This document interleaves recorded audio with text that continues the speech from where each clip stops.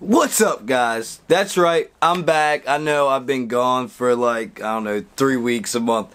But I've been setting things up. I've been getting things together. As you know,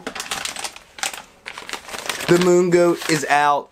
You guys have it. If you don't have it, go check it out. It's available at MOONGOAT.com. Please leave your comments for guys that have built it or getting ready to build it. I will have a build video coming out soon, but I wanted to get everything together before I actually built it, because at this time now we have the MOONGOAT frame, I have the HYPETRAIN motors by Rotoride, the Cricket Edition 24K, and if you haven't seen these yet, I also have a, is that clear?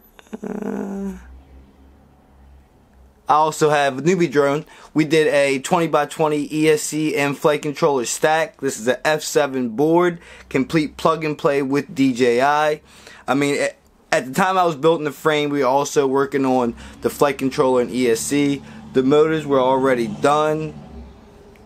I got loud cars riding by.